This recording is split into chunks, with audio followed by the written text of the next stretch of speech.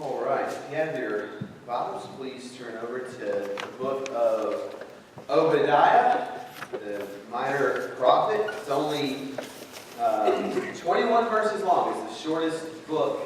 It's what I like to call the Philemon of the Old Testament. There you go, as far as the length goes. So we're going to be here in Obadiah for a little bit, and then we're going to move over to Philippians chapter 2, and this is going to be a little bit more of a class-type setting because we need to get to the heart of this issue that we talked about this morning. This thing called pride. Obadiah, the way in which Obadiah is unique is in these 21 verses, it talks specifically about a relationship between Judah, I guess I said Israel this morning, but it's actually Judah, or the people of God, however you want to phrase that, and the Edomites. And so one is the lineage of who?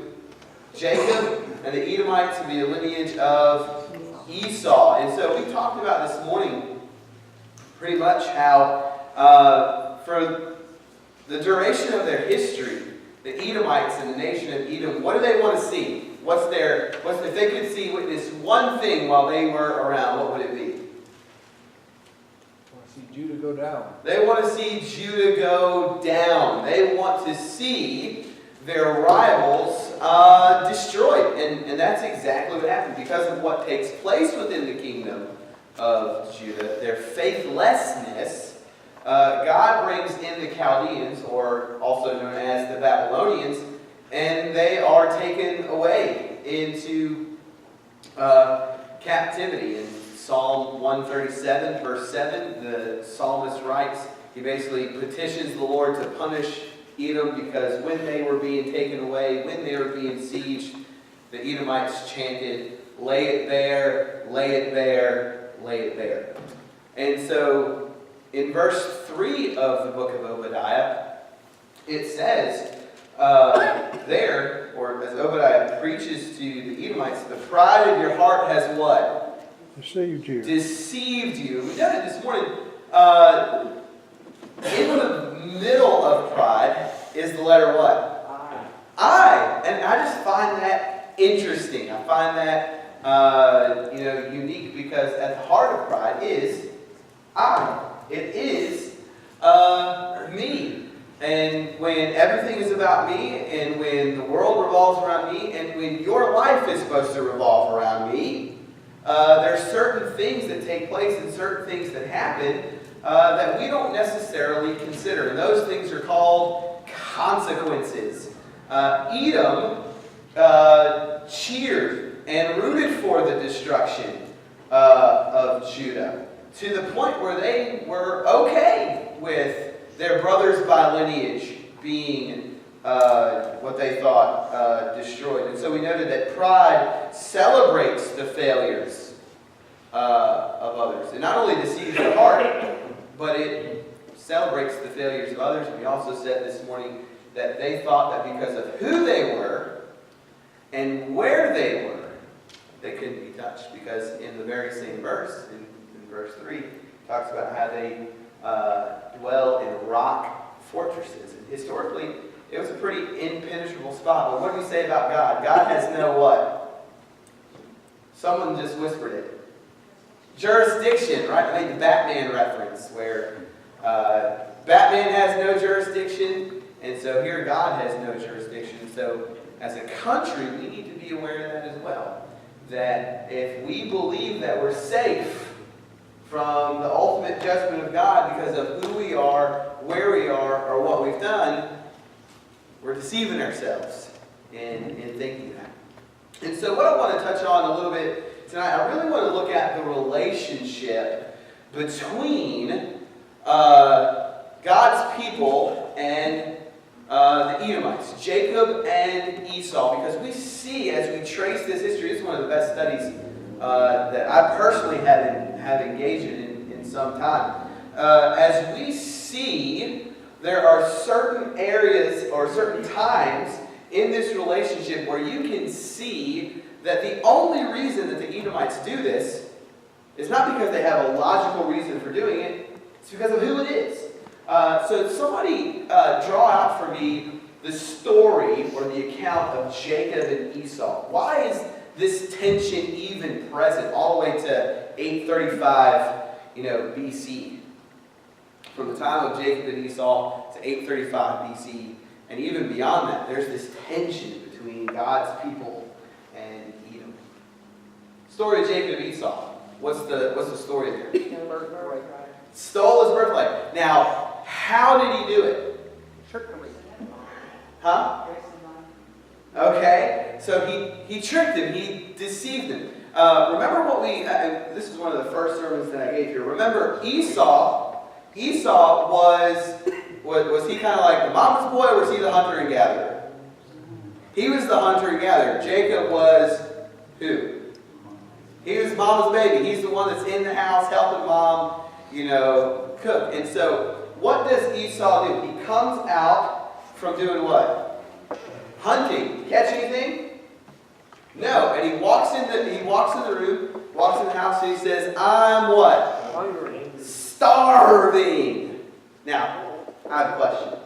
If you're actually starving, if you're at the point of starvation, do you really go anywhere on your own power?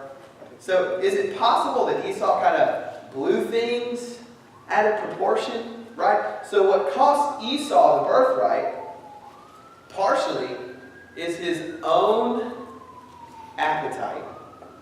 You ever think about that? What cost Edom, if Edom just turns to God, right? If Edom just says, hey, instead of being an enemy of God's people, I'll be an ally of God's people. And we talked about this morning. If Edom had just petitioned Yahweh, because they knew Yahweh, they're in the lineage. They've heard of Yahweh. If they had petitioned Yahweh and say, listen, we want to be there for our brothers by lineage, and so will you hold off the Babylonians? Or will you allow us to interfere with the Babylonian captivity, the Babylonians coming in, so that we can help save our brothers, and we will help them, and we will together turn to you? I always wonder, if they'd have done that instead of being over here and watching the destruction, I wonder what God's reaction would have been. I wonder if God would have taken that and staved off, judgment. So really nothing's changed as far as Edom and their lineage. Back here, right? Esau compromises his birthright because of his appetite. Bowl of soup. I think about that. Bowl of soup. It's not like it was like the mansion, I'm going to use a phrase here, mansion over the hilltop, right? It's not like it was the $16 million house on the side of the hill. Bowl of soup. Someone gives up their inheritance, today walks in and says, man, I'm starving, so says, hey, I'll give you something to eat. I'll give you a saltine cracker if you just give me your inheritance. Anybody going to take that? Depends on how big your appetite is, right? And so here, we see their appetite is switched from a bowl of soup to the destruction, and to the bringing down of the person that they despise. And so here's what I want to tease out. Edom thought that their appetite, what they wanted, was just. When in all actuality, what? It wasn't. It wasn't just. It wasn't right. God says through Obadiah, this is wrong. You shouldn't be gloating over that. And so the same principle holds true for us. We should not be people who, when we have conflict or when we hold this grudge, like I said this morning, all the way back here, we should not gloat and be prideful and set ourselves up higher than we should be, or than we ought to be, at the failures of other people. We shouldn't desire that. That's the goal and that's the direction of the Edomites. Okay, so now that's Esau. But is Jacob completely innocent in all of this? No, it's not like Jacob is innocent, right? It's not like Jacob didn't devise this plan, right? And so the other piece of this, even here, it's not like Judah doesn't deserve what took place. Because what do we know about the kings in Judah?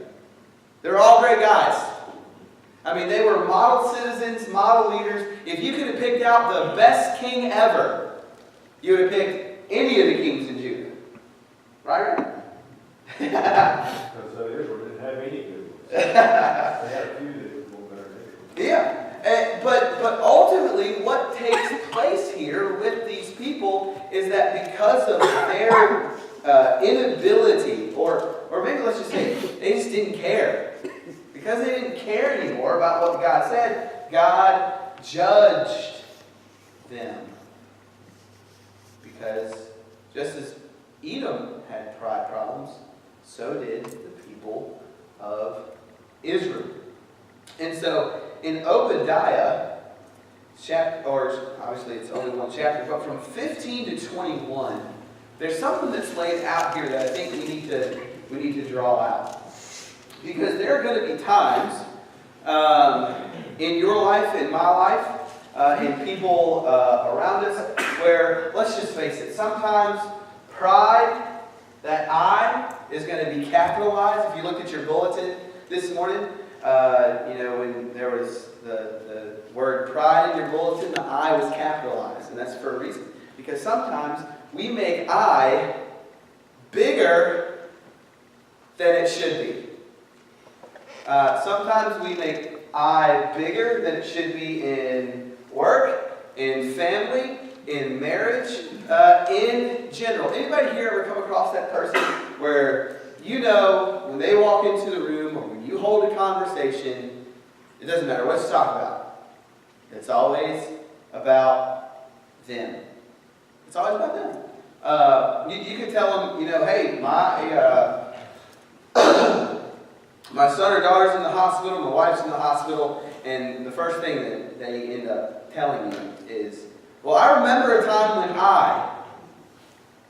right? No consideration for what you're talking about, no consideration for your family member, automatically goes to I. Now, here's a subliminal hint. If you don't come in contact with that person, that person.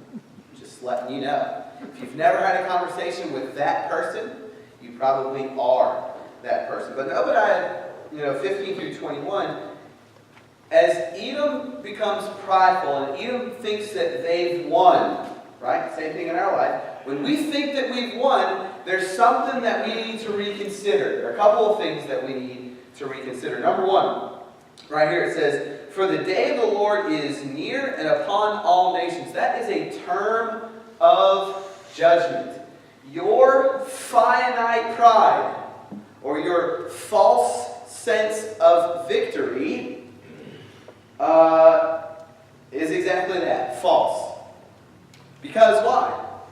At some point, who are you and I and everybody else that's ever lived going to run into? God. So let's not worry. And he's basically telling the Edomites, okay, yeah, they're under Babylonian captivity, but guess what? All of the nations have to deal with me. And so one of the ways in which I take this big thing called I, and I put it into perspective, is not by judging myself on the failures of others and the success of myself. The way that I properly put myself in context is, who's judge? Because guess what? My enemy's not judge. My allies aren't judge. And as much as I love Hillary, I can say this about her because she's not here. As much as I love her, ultimately, she's not judge. God's judge. And so if God is judge, and He's the one who's going to deal with everybody and all nations, I don't need to worry about the successes of myself or the failures of others to lift myself up. I need to worry about what God says about me. I mean, and when we look at this idea, we see clearly God does not like it. And the fact that the Edomites are gloating over the destruction or the besiegement of Judah. And notice the attitude of the Edomites in verse 14. Do not stand at the crossroad to cut off his fugitives. Do not hand over his survivors in the day of distress. So you have people that are fleeing Judah. And what are the Edomites doing? Helping everybody out, right? No. They're standing at the crossroad where people are getting out. And they're seeking to capture them. These people run for their lives. Their brothers by lineage, brothers and sisters by lineage, are running for their lives. And they were lying in wait for the people who are fleeing for their lives to make them slaves.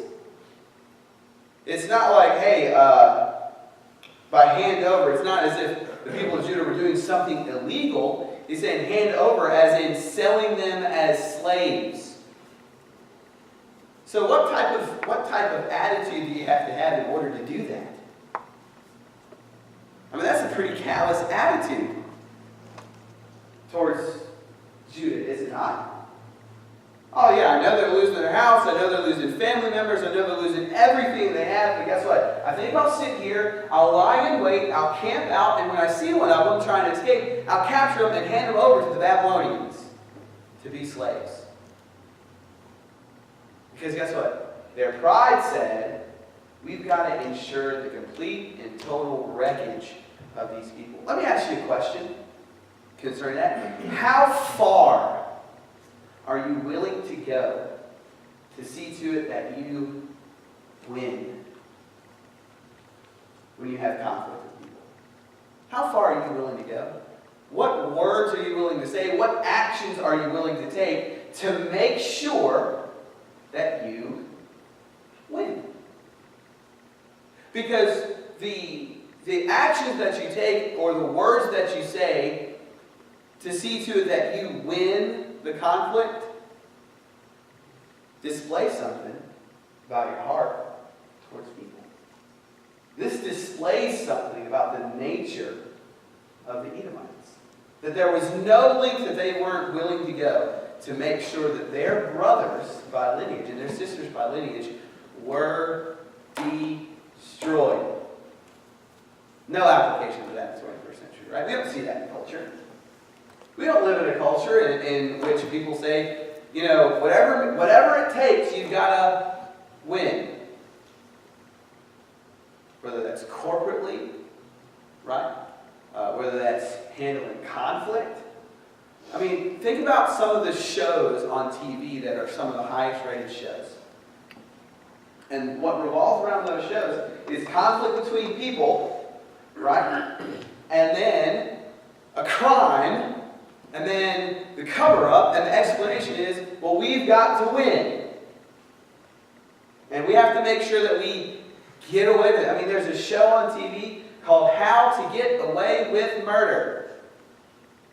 And all the show is murder after murder after murder after murder. And the cover-up, and it's a big hit. But that feeds something into the culture. That feeds something into our minds. And also, notice the other piece of this here in verse 16.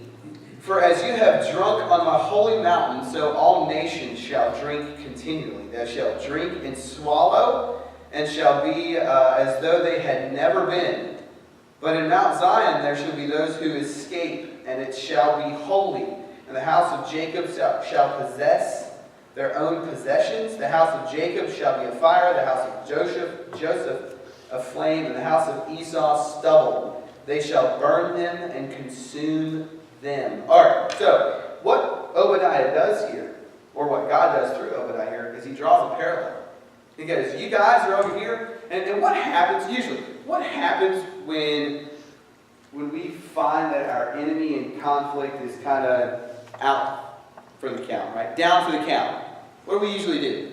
We call up and say, man, I'm really sorry. if that happened to you, and I just want to let you know that we just really are mourning over here for the fact that this is taking place.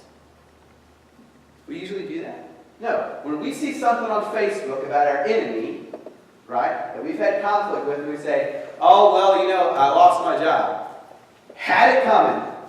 That's what they deserve, right? And then what we do? We get on our phone or we instant message and we say, did you see what happened to so-and-so? They finally got what was coming to them. Right? They finally got it. And so this is exactly what the Edomites are doing. And all the nations are doing. They're looking at Judah, they're seeing this destruction take place, and they're celebrating. Because after all, how many mountains, when he talks about you're drinking on my holy mountain, they're celebrating the fact that Judah has been destroyed. They're celebrating the fact that Judah has been besieged. So what does he mean here when he says, you've done this, and so all the nations shall drink continually, they shall drink and swallow. What's he talking about there? What do you think?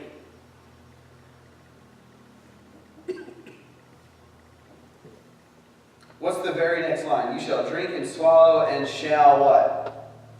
Be as though they have never been. Okay, so what does he mean? Boom. Okay, you want to celebrate? You want to be happy about this? Guess what? You're drinking right now, you're celebrating right now. Guess what? You are going to drink and swallow continually. And that's a term that's used in Ezekiel and in Daniel and in Revelation, a term of wrath. You're literally drinking in celebration of the destruction of God's people. Well, guess what? You're going to drink my wrath. And you're going to drink it continually. As though to the point where you do not exist. Now, I just have a question. We have a smart crowd here tonight. Anybody want to be on that side of the equation? But here's the thing. When pride dominates my life, when I become bigger than I should be, I don't take that into consideration. I don't take into consideration the fact that I might be, in my actions, in my words, I might actually be setting myself up, not a showdown with this person over here, but a showdown with God. And best prize fighter in all of history. Never lost a battle. And so pride can so consume us that we don't see, we see the immediate victory, but we don't see the end defeat. And I've said it like this before. When your pride gets the best of you, that's a hand grenade that drops, right? And the shrapnel hits everybody around you. Doesn't just affect you. Affects everybody around you. People that will be affected by that, and you'll have, what do we always call it? Unintended consequences that we don't see coming. There's no way that Edom ever saw their own destruction coming because of their pride. And notice what takes place in verse 19 through 21. And he talks about those in Negeb shall possess Mount Esau. And then he says in verse 20, the exiles of this host of the people of Israel shall possess the land of the Canaanites. And the exiles of Jerusalem, who are in Shepharid, shall possess the cities of Negeb. Savior shall go up to Mount Zion to rule Mount Esau, and the kingdom shall be the Lord's. And what's interesting about this history is that when David went over to the Edomites, he conquered them, and 18,000 Edomites died. He set up garrisons in Edom. But then, during the time called the intertestamental period, between the Testaments, between Malachi and Matthew, there was a Jewish ruler by the name of John Hyrcanus. And he conquered the Edomites. And you know what he did? He forced circumcision on the Edomites.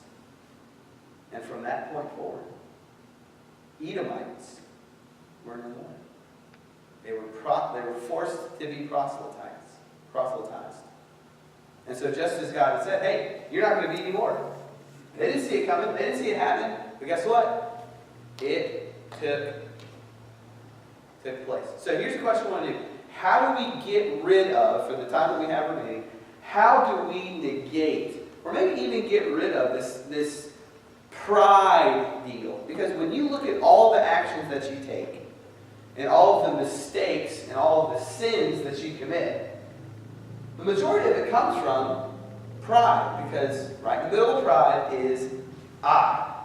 So how do we negate that? How do we overcome that? What are some thoughts on that? Yes? I think my best start would be to keep my mouth shut. Okay. Hey, sometimes I just need to be quiet, right? Sometimes I just need to not say anything. Because that can cause damage to people. But here's the thing. For some of us, not all of us, but for some of us, we love the conflict. Because that gives us a time frame, a time in which we can show people how tough, I can show people how tough I am. No. Personally, I think we've got to be willing to admit that we've got that problem. Yeah, I think that's a good starting place. If I can admit that I've got a pride problem, then at least I've identified the disease. And sometimes we're just more comfortable with talking about the symptoms, right? Well, sometimes I say things I shouldn't say. Sometimes I do things that I shouldn't do. Sometimes I just am over the top with people, and I want to solve those problems. No, those are symptoms of the disease, right? In order to conquer all of that, you've got to be willing to say, I actually have this disease, not just the symptoms. What else? You get over pride.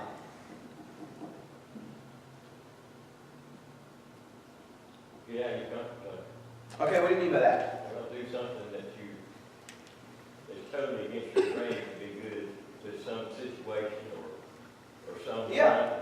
Okay, I got to get out of my comfort zone. Maybe instead of dogging an enemy, I serve an enemy. But I don't like that, right? That's not fun, right? Because we all like the gossip and we all like the water cooler. But if I serve an enemy, then that means I've got to be near an enemy. That means I have to, even write a card to an enemy? Oh man, get out of here with that. You mean calling them up and saying, hey, I heard this took place in your family. I just want to let you know that I'd like to pray with you right now?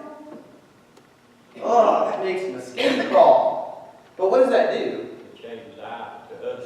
Yeah, it changes I to us. And it might just knock down a barrier. It might just knock down me. What else? What else goes into this? Colin? I think you have to be comfortable with defeat, accepting that you're not always going to win. Yeah, I think that's a great point. How many, if we're going to talk about, physical travesties with the New Testament church, how many did they experience? Physical travesties. How many, I guess how we say it, how many L's did they take physically? How many? How often do we see in the New Testament church that, a brother or sister gets killed and the church is up in arms and says, hey, we're going to go and we're just going to conquer Rome? No. Okay. We have to be able to understand the battles that need to be fought and the battles that aren't worth fighting. There's some things that are just not worth fighting. Edom decided that, hey, my main battle, my main purpose, my main reason for existing is to see the destruction of Israel. Well, guess what? Wrong battle. Wrong place, wrong time, wrong motive. And if we're not careful, we can be the same way. Turn over to Philippians chapter 2. And the reason that this is probably my second favorite section of verses in all of the Bible, really, is because it gives us the blueprint for destroying pride in our life, and it uses the best example of that in Jesus. And so it says there in verse 1, so if there's any encouragement in Christ, any comfort from what? Love. Love, any participation in Spirit. the Spirit, complete my joy by doing what? Being of the same mind. Okay, so what is involved in being of the same mind? What does that even mean, to be of the same mind? We don't usually use that. I don't often say, hey, I was out with some friends today. Someone asked me how my day was. Well, I went out with friends today. We had a good discussion. We're of the same mind. If I ever use that, normally people are like, what are you talking about? Right? So what does it mean to be of the same mind? Have the same goals. Same goals. Right? Same goals. You ever look at the sports teams that are ever like assembled as all-star teams and they just flop and just aren't any good? I mean, they're good, but they don't win like championships over and over and over again. Why is that? There's a whole lot of eyes. Whole lot of eyes. Whole lot of eyes. Here's my goal. Here's their goal. I watched a documentary a while back about the 1992 Dream Team. And when they first assembled this team, the very first practice, it was Charles Barkley versus Karl Malone, right? It was Magic Johnson versus Michael Jordan. It was Larry Bird on the side hurt, right? But it were these guys that were in practice, and they were going all out against each other because they wanted to prove, Karl Malone said, I'm the best power forward in the world. And if Charles Barkley thinks that he's the best power forward in the world, well, we're just going to settle this right now. Magic Johnson had just come back, and he didn't want to give up that title of being the best player in the league from the 80s. And he thought that while Michael was good, he wasn't on Magic's level. So it's like, hey, you get your 5, I'll get my 5, and we're just going to go at it. And you know what happened? They beat each other up for a practice, and the next day, they played against the college select team and lost by 10 points. Bobby Hurley, Christian Laettner, who else? Chris Webber. These guys came in, Grant Hill, guys came in, and they had a united goal. Say, we're going to beat the pros. The pros came in saying, I'm the best at my position in the world. And they lost. And Chuck Daly let them know, hey, if you're going to get beat by a bunch of college kids, what do you think is going to happen in the Olympics? And they got the message. And 10 days later, they played the college team, and they beat them by like 70 points. Because their mindset was different. It was no longer about me. It was about we. And if the Edomites had just said, you know what? Think about what they were holding a grudge about. They were holding a grudge about something that they weren't even around to see. Have you ever thought about that? They're living off the dysfunction that's been passed down from generation to generation to generation to generation. I mean, not too much unlike Hatfields and McCoys over a pig. People slaughter each other over a pig. People slaughter each other over soup. And so the other thing that we need to realize is, okay, why am I really upset at this person? Is it something that is completely and totally insignificant? And 2, what can I do to correct that?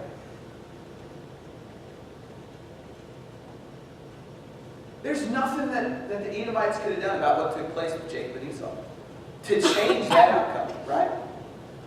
Nothing that could have happened, 5 generations into the Hatfields and McCoys that were going to change that judicial decision about the pig. But because they held on to it, they passed it down from generation. Before long, it's almost to the point of, I just know I'm supposed to kill a Hatfield. I don't know why I'm supposed to kill a Hatfield. I don't know the reason. I just know I'm supposed to kill a Hatfield. I don't know a reason, but I'm supposed to kill a McCoy. Why'd you shoot that McCoy? I have no idea, because he's McCoy. I mean, think about the craziness in that. Why do you hate that person? Well, I don't know, but Mama had a problem with him 30 years ago. I guess I was supposed to hate him. And we don't even know why.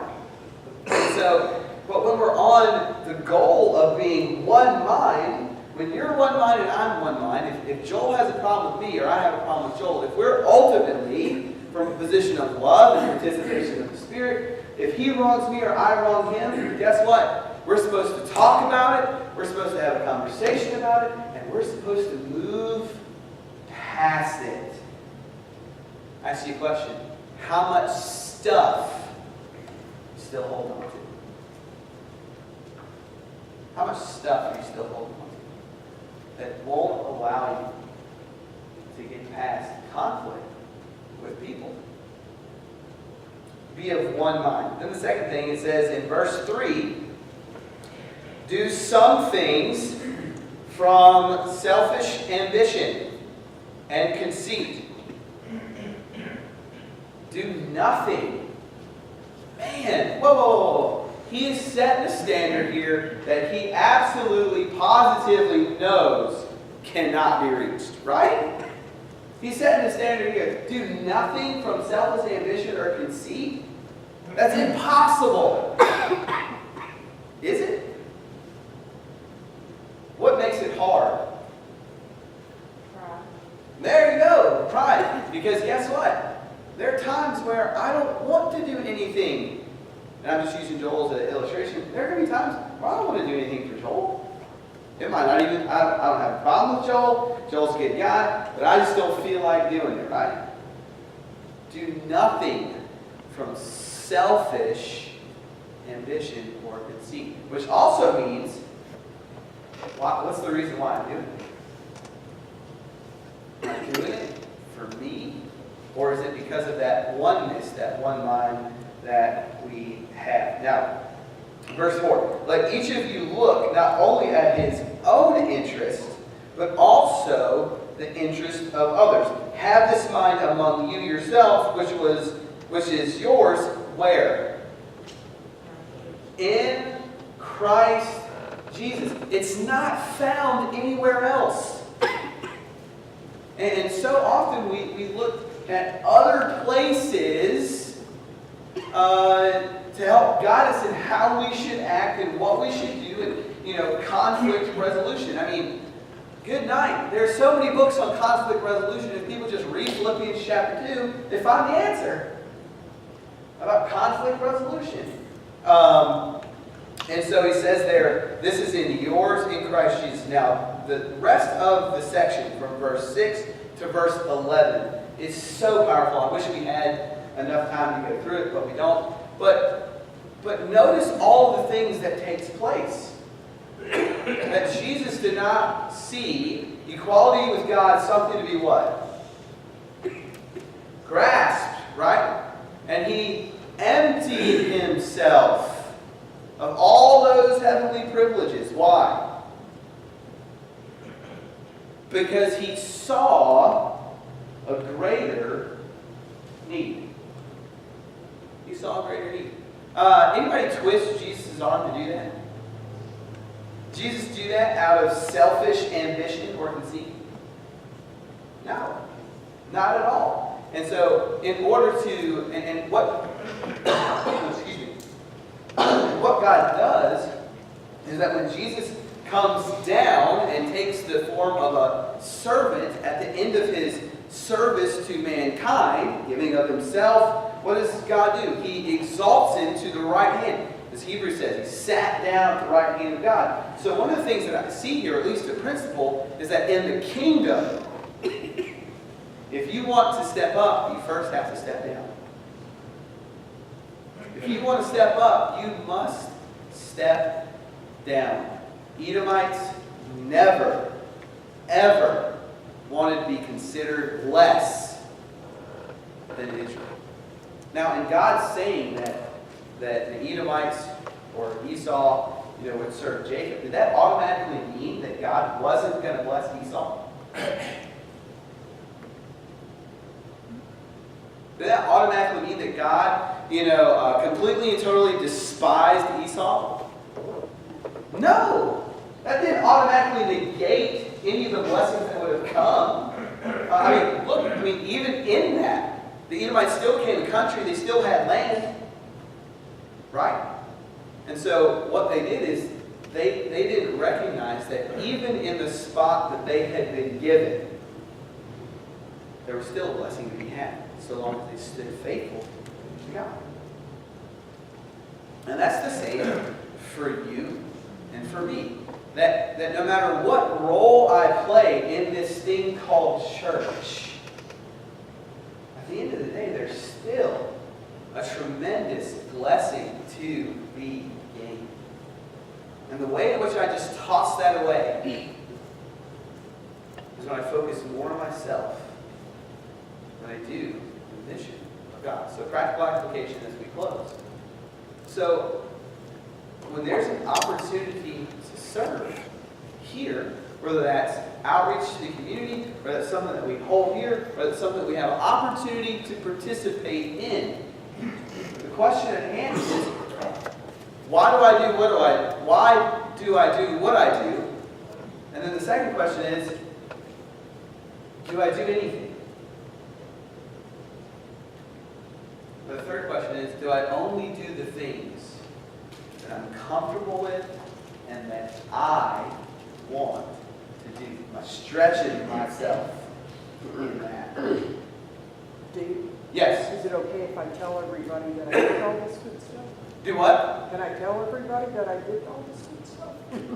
Well, I think there's something to be said about, sharing experiences, with people, but at the same time, I think it's a hard issue if you're going around and you're telling people that you're doing all this stuff just so people know that you do all this stuff. They got their reward there. Yep. Yeah, they got their reward there and then. And so when we look at this idea of pride, what we need to do is we need to humble ourselves and let's just take the role of a servant. Just take the role of a servant. Let's not expect that when we serve, we then should be served by the people that we serve. Make sense? And if we do that, we will see a shift in I. We'll see a shift from me to we. And that's both as a congregation of people, right? That's in the places in which we meet culture. And that's also, you'll even see that in your family and in your marriages. So, final question. Who are we going to serve this week? Who are you going to serve tomorrow? Is it going to be an enemy? Or is it just going to be everybody you're comfortable with? Alright, let's think about that right now as we stand and as we sing.